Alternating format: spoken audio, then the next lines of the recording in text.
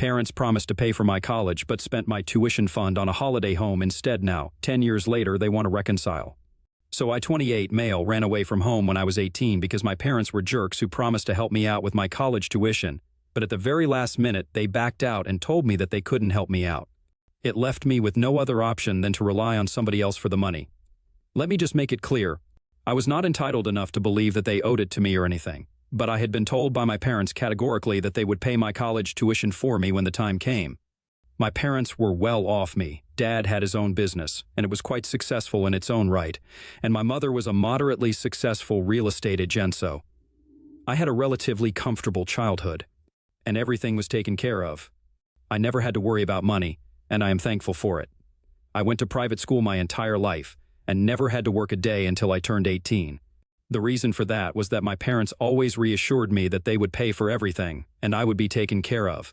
So, I never thought that I would ever need to worry about how I was going to pay for college because my parents always told me that they were going to handle it all. Naturally, I never felt the need to go out and look for a job or anything because I assumed that it would be taken care of since I trusted my parents and knew that they would handle it. I also didn't have any reason not to trust them or to question them because they always gave me whatever I asked for, and I had a great relationship with my parents, so there was no reason for me to doubt them. I would not say that I was spoiled, but I was always taken care of, that's for sure. I never had any extraordinary demands. I was pretty easy to handle as a kid. By around the time of my 18th birthday, I started noticing that my dad was really getting worried about work and would spend way too much time in his office, which is not something that he used to do before. He seemed to be constantly stressed out, and I never knew why. I asked my mother several times if he was all right because he didn't seem so, and my mother kept telling me that he was fine, even though his behavior said otherwise.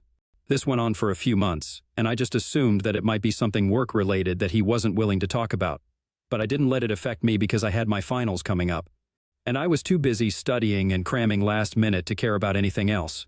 After my finals were over, it was time for me to celebrate my 18th birthday, and I was having a relatively stress-free week until the day of my birthday. On the morning of my birthday, my parents came to my room and wished me well, but instead of leaving, they told me to get dressed and come downstairs for an emergency family meeting in the living room. They looked pretty grim, and that should have been my signal to understand that something was very wrong, but I still had no idea what was about to come. I got dressed quickly and headed downstairs. Once we were all seated, my father started telling me that he had kept a secret from me for quite a few months now, but he thought that it was the right time to tell me the truth. My mother could barely look him in the eye, and my dad also seemed pretty fidgety. He told me that the business had been struggling for the past couple of months, which is why he had been working extra hard to make ends meet and to be able to pay all of his employees, but it's been a struggle. He told me that he himself had to take several salary cuts just so he could still continue to pay his employees, and my mother was the one handling all the household expenditures for the past few months, which was difficult because our lifestyle was quite expensive, and my mother did not make enough, at least not as much as my dad. But things were back on track now, and his business was finally doing well again, so they were going to recover the losses soon enough. I thought that was what the meeting was about, so they would just include me and tell me about it. But there was more to it, and that's what they wanted to talk to me about. They told me that now, since they were going to have to be a little more careful with money, they could not afford to send me to college on their dime anymore. I was shocked because I thought they told me that the business was doing well again, so there was no reason they couldn't afford to send me to college and pay for me. But they told me that apparently the losses in the business were not all. They had also apparently spent my college fund on a holiday home in Cairo a couple of months ago, right before my dad's business started suffering. They could have sold the holiday home, but they figured that they were just going to earn back the money soon enough and did not think that my dad's business would be in a slump for so long. My parents did not sell the holiday home because they felt attached to it and continued to spend money from their own pockets instead of just doing the sensible thing and selling a few of their unnecessary assets. This is what led them to realize that they could not send me to college without their finances taking a huge hit. And that was it. My world turned upside down that day, and I remember just losing my absolute mind when my parents told me that they would not be able to live up to the promises that they had been making to me for the past few years. I wasn't mad at them because my dad's business was doing badly. That would be pretty shallow of me, but I was mad that they didn't think it was important to tell me about it so I could at least get a job or something and try to earn some money of my own so I wouldn't have to depend entirely on them for my college tuition.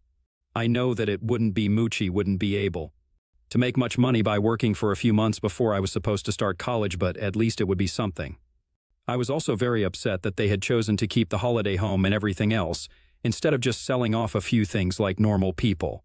It was pretty materialistic of them to prioritize that instead of my education. I think I yelled at them about it for a long time. And their only defense was that they were very attached to these things, and that they held a lot of sentimental value to them, which was a lot of BS, because how can that ever be more important than sending me to college? Especially when they had promised me so many times that they would take care of it all? I was really disappointed, and I didn't bother to hide it either. They had really hurt my feelings by lying to me and hiding things from me, especially when these were things that I deserved to know. And more than deserved, I needed to know, because otherwise, it would only create trouble for me in the future, and it did. We got into a very bad fight that day. My parents accused me of only caring about money and being an entitled, ungrateful brat, but I don't think that was right because I was only asking for what they had promised me. I didn't think that they had to pay for my college tuition, but after they had promised me for years that they would, I think it was fair for me to be mad. Even if they had told me about it a couple of months before they did, I wouldn't have had a problem with it. But they told me just a few weeks before I was supposed to start, and it left me with nowhere to go, and I was a total mess. A lot of things were said, and the fight ended with me going back up to my room and crying until it was dark. It was my birthday, but I didn't even want to talk to anybody, so I turned my phone off and tried not to think about my bleak future. I could get a student loan, but even that would require my parents to sign off on it, and given their financial condition at the time, it would take them a while to recover from the losses that they had been facing in the past few months. I don't think that they were ready to take on a loan at that point in time, otherwise they would have suggested it themselves. So I didn't know what to do. I just kept crying in my bed because I was so upset. What made me feel worse was the fact that my parents didn't even bother to come up and check on me, as if they didn't even care about me. That really hurt my feelings, and towards the evening, I started feeling upset and angry instead of just sad. In the heat of the moment, I decided that I was going to teach my parents a lesson and start packing my clothes and stuff so I could run away from home. At the time, I was not aware that this would turn into a permanent thing, and in no way would I have ever been able to predict my future in 1,000 years when I was 18. I guess I was being a little bit of a brat at that time because I just wanted to get back at my parents and get them all worried about me. So I sneaked out of my room and out through the kitchen door, carefully enough not to alert anybody in the house that I was leaving. I was quiet enough and was able to leave without much noise, and nobody noticed I was gone. From there, I headed to my girlfriend, my current wife's house. My wife, Haley, 28 female, was my childhood sweetheart, and I knew that I could count on her. Besides, she had been calling me all morning, but I hadn't been able to respond to her. So I thought I would just pay her a visit. I knew that I was welcome at her home whenever I wanted to go because her parents loved me, and it would not be an issue.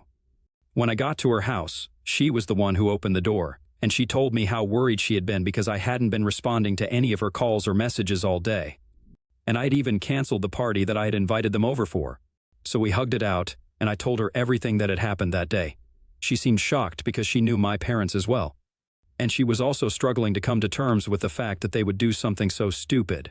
I told her that I had run away from home with a few of my things, and I was going to hide out in her house for a few days. She seemed to be okay with it, but when I told her parents about my reckless plan, they were obviously against it, and tried to tell me as politely as they could that it was a very bad idea and it could backfire on all of them if they helped me out. At the time, I didn't realize that what they were saying was true because I was just an idiot and tried to argue with them. But they told me very firmly that they were going to call my parents and talk to them, but I could stay here until they had sorted things out. I didn't mind it though, since I knew that her parents and my parents were good family friends, so they would probably at least get my parents to apologize to me. Which is pretty much just what I wanted at that point, because that's the least that they could do for me. Instead, when my in-laws, Haley's parents, came back into the room after about an hour of being on the phone, they told me that I had to live with them for a few days because my parents were not ready to take me back yet. I guess in a way I have to thank my in-laws for making that phone call because otherwise, my life probably would have taken a very different turn.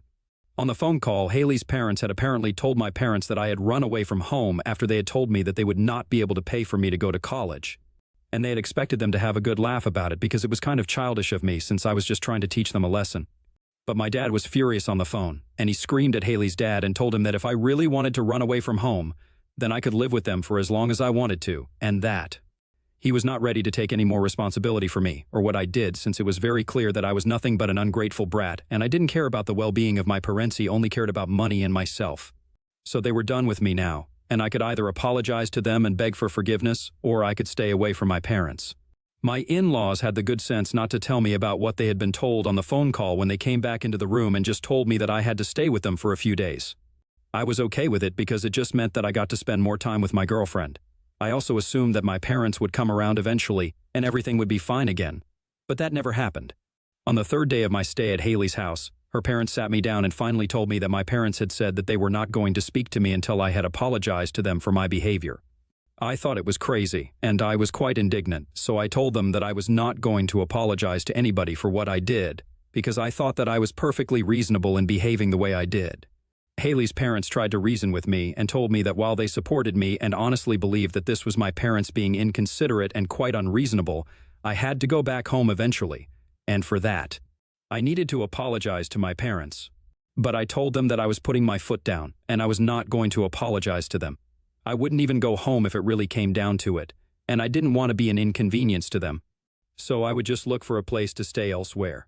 However, as I had mentioned earlier, Haley's parents loved me and told me that I was not going to go and live anywhere else until this fight was sorted out, and I would just have to stay with them.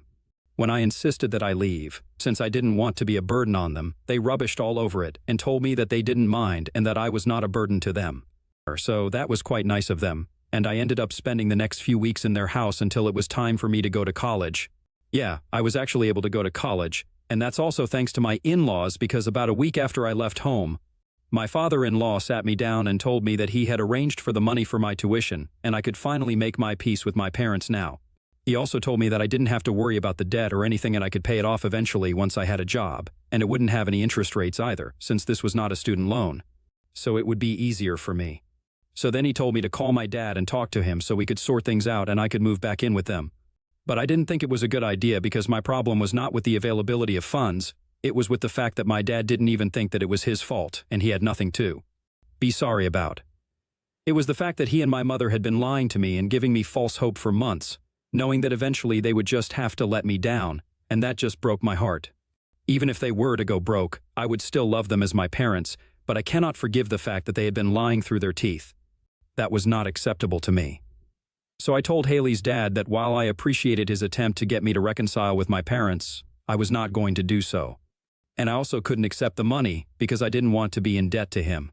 So I tried to tell him that I didn't need the money, but he told me that I had to go to college whether or not I reconciled with my parents, and he had already borrowed money from a friend, so it had to be put to use. And once again, Haley's dad came to the rescue, and I was able to go to college. I told him that I wasn't comfortable taking money from him because I didn't want to be in debt, but he dismissed it by saying that I could just work after college and pay him back. But he had already taken out a loan, so now I had to go to college. So I ended up going, and it turned out to be one of the best decisions of my life, and I couldn't thank Haley's dad enough for it.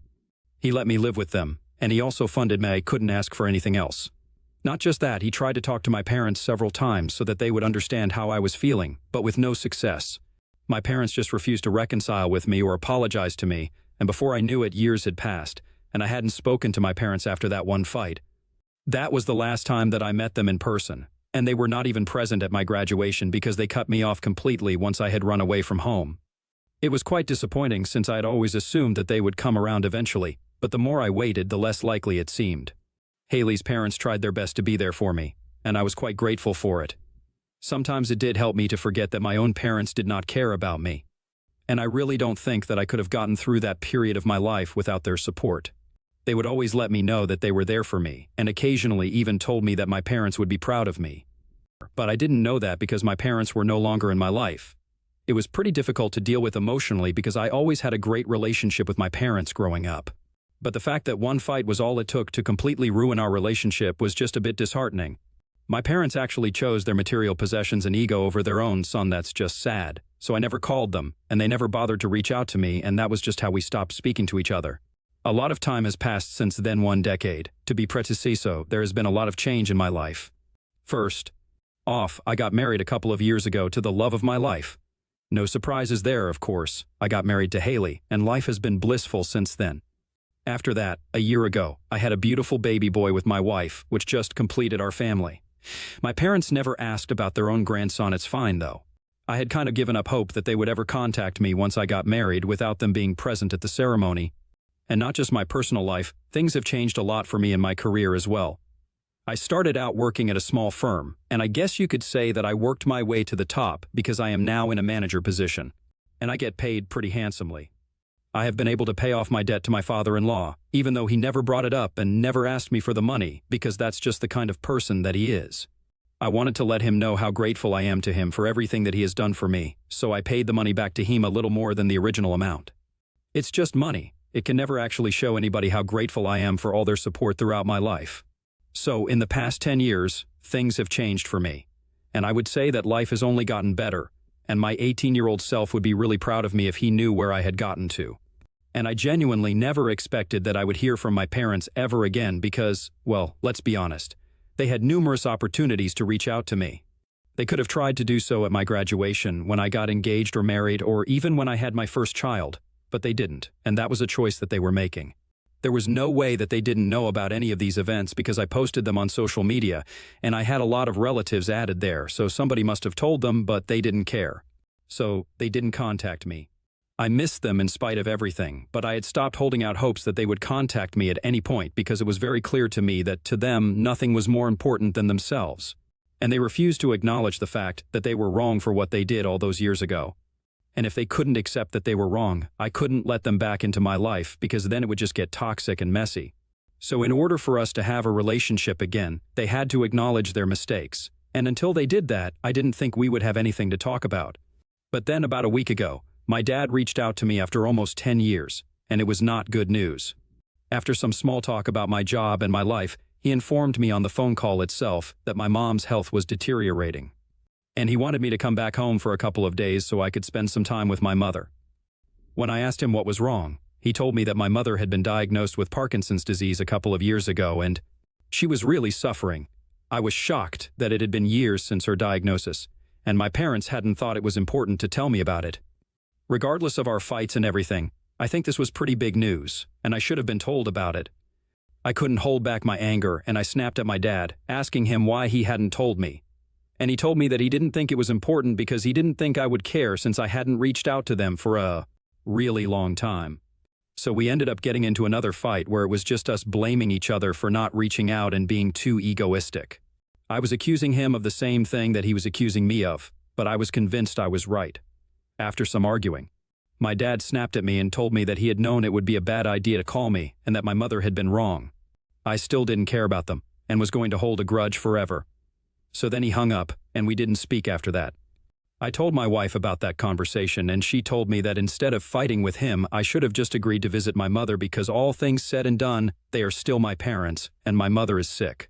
And if she was asking for me to visit, then my dad and I should have just let sleeping dogs lie, instead of letting our massive egos get in the way of a family reunion.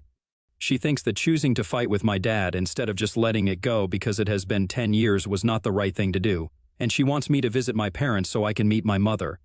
But I don't agree. I think my dad is being very inconsiderate, and I don't want to go to his house because then I'll be forced to apologize to him or at least address the elephant in the room. But I'm also afraid that I might eventually never be able to speak to my parents again. And I don't think I want that.